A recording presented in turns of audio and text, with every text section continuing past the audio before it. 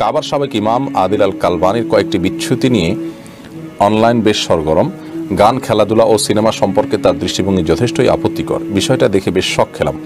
কাবার ইমাম হওয়ার গৌরব অর্জনকারী কারোর উপরেই যদি আস্থা রাখা না যায়, তাহলে কার উপর আস্থা রাখা যাবে? ভাই মহিউদ্দিন, প্রথম কথা হলো, দুনিয়ার কোনো মানুষের আমলের উপর আস্থা রাখার আসলে কোনো সুযোগ নেই। সেটা কাবার ইমাম হলেও নেই, অন্য কেউ হলেও নেই। আমরা যে কেউ যে কোনো মুহূর্তে আমাদের পদস্খলন হতে পারে।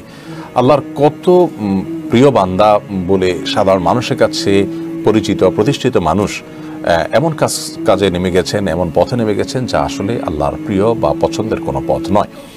আদিল আল কালবানি সম্পর্কে প্রথমে বলে রাখতে চাই, তিনি কাবার নিয়মতান্ত্রিক কোনো ইমাম ছিলেন না। তিনি সামান্য কয়েকদিনের জন্য কাবার তারাবির ইমাম ছিলেন। তো পরবর্তীতে তার ব্যাপারে বিভিন্ন নেতিবাচক সংবাদ একের পর এক চাউর হয়েছে। তিনি তার ব্যাপারে যেগুলো প্রশ্ন উঠে এসেছে, আমি আর সেগুলোকে পুনরাবৃত্তি করতে চাই না। সম্প্রতি একটি সিনেমায় তিনি অভিনয় করেছেন এবং সেখানে সেই সিনেমার যে অংশে তিনি অভিনয় করেছেন তার সামান্য কয়েক সেকেন্ড একটা ক্লিপ আমি দেখেছি। সেখানে মিউজিক থেকে নিয়ে হারাম অনেক কিছুই আছে, সেখানে তিনি সম্পৃক্ত হয়েছেন। তো একজন আলেম হিসাবে এটা কারোর জন্যই শোভনীয় নয়। ইসলামের সৌন্দর্যের জায়গাটা এখানেই, আমরা কোনো ব্যক্তিকে নয়, কোরআন এবং হাদিসকে অনুসরণ করব। ব্যক্তি যদি বিচ্যুতির পথে চলে যায়, আমরা তার আদর্শকে গ্রহণ করব না, আমরা আদর্শ গ্রহণ করব কোরআন এবং হাদিস থেকে। আর এই শিক্ষাটাই ইসলাম আমাদেরকে দিয়েছে। আর এর মাধ্যমে সবচেয়ে বড় শিক্ষার বিষয় যেটি, তা হলো যে আল্লাহ রাব্বুল আলামিন কাকে কখন বিচ্যুত করবেন সেটা একমাত্র আল্লাহ তাআলা ভালো জানেন। এই জন্য আমরা কেউই দিনের পথে আছি, আমি কোরআন হাদিস শিখেছি, আমি জানি, আমার আকীদা সহিহ, আমি বিশুদ্ধ পথে আছি, আমি ৫ ওয়াক্ত নামাজ পড়ি, আমি হক হালালি চলি, অন্য অনেকে খারাপ, আমি ভালো, এটা নিয়ে গর্ব করার কোনো সুযোগ নেই। কারণ যেই কোনো মুহূর্তে পদস্খলন হতে পারে। আর এই জন্যই এই ঘটনা থেকে শিক্ষা নিয়ে আমরা অহংকারী না হয়ে আল্লাহর দিকে আরও বেশি ধাবিত হব। আমাদের হৃদয় প্রকম্পিত হবে যে কাবা শরীফের মধ্যে তিনি তারাবির ইমামতির সুযোগ পেয়েছেন, হোক সামান্য দিনের মতো, এটা সামান্য দিনের জন্য, এটা অনন্য গৌরবের। আমি সৌদি আরবে থাকতে কাবা ঘরের একজন কালো ইমাম আছে, নাম ইমাম আল কালবানি। দেখছেন এই ইমামরা আপনারা?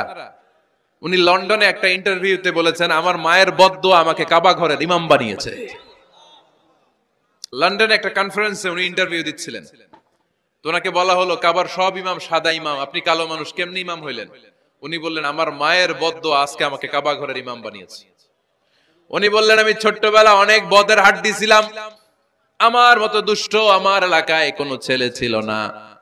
মানুষের গালাগালি, মারামারি, দুষ্টামি, ভাঙচুর, চেঁচামেচি, চিৎকার, বিশৃঙ্খলা আমার মতো কেউ বেশি করতে পারতো না।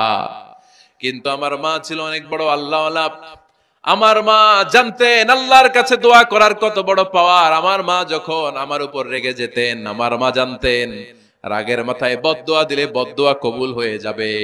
এজন্য যখনই আমি বেশি দুষ্টামি শুরু করে দিতাম, আমার মা রেগে আমারে বদদোয়া দিয়ে বলতেন, আল্লাহ তোরে হেদায়েত দেখ, আল্লাহ তোরে কাবা ঘরের ইমাম বানায় দে। মা যখন রেগে যেতেন, রেগে মেগে উনি সব সময় বলতেন, আল্লাহ তোরে হেদায়েত দেখ, তোরে কাবার ইমাম বানায় দেখ। রাগে রাগে ভালো দোয়া করতেন। সুবহানাল্লাহ কইতে বললেন না? আপনারাও আপনাদের ছেলে মেয়েদের জন্য একটা ভালো দোয়া সেট করে নেবেন। রাগ আসলে ওই দোয়াটা করবেন, ওইটার উপরে জাল মিটাবেন, রাগ মেটাবেন ওইটার উপর। কোন সেই কাবা শরীফের ইমাম সিনেমার ভেতরে নায়কের অভিনয় করতেছে, বলেন নাউজুবিল্লাহ। একটা কথা খুব ভালো করে বোঝার চেষ্টা করেন, আপনাদের মসজিদের মতো সাধারণ কোনো মসজিদ নয়, এই মসজিদের মতো ছোটখাটো কোনো মসজিদ নয়, বরং কাবা শরীফের যিনি ইমাম নির্বাচিত হয়ে তারাবির নামাজ পড়াইছেন সেই শায়েখ আদিল আল কালবানি, তিনি সিনেমার মধ্যে অভিনয় করতেছেন। এমনকি তিনি বিভিন্ন জায়গায় গিয়ে তাস খেলতেছে, জুয়া খেলতেছে, বলেন নাউজুবিল্লাহ। এবং তিনি 2010 সালে ফতোয়া দিয়েছিলেন যে আপনার জুয়া এবং মদ এগুলো হলো হালাল। তিনি হাঁটুর উপরে কাপড় পরতেছেন ফরজ তরফ করে, ইসলামের বিভিন্ন বিধানের বাহিরে গিয়ে কাজ করতেছেন, সিনেমার মধ্যে অভিনয় করতেছেন। তার এই জীবনীর দ্বারা আমরা শিক্ষা লাভ করতে পারি, এই দৃষ্টান্ত থেকে আমরা বুঝতে পারি, যদিও সে হেদায়েত প্রাপ্ত হয়েছিল, সম্মানিত হয়েছিল, কিন্তু সেখান থেকে পদচ্যুত হয়ে গেছে, সম্মানের জায়গা থেকে ফিরে এসেছে। তার মানে রসুলের ভবিষ্যৎবাণী বোঝা যায়, যে কোনো ব্যক্তি সম্মানিত জায়গা থেকে পদচ্যুতি হতে পারে, পদস্খলিত হতে পারে, হেদায়েত পাওয়ার পরে আবার সেই হেদায়েত থেকে দূরে সরেও যেতে পারে। সুতরাং আমাদের জীবনের চাওয়া শুধু হেদায়েত নয়, হেদায়েত পাওয়ার পরে হেদায়েতের ওপর টিকে থাকা সবচাইতে বেশি জরুরি।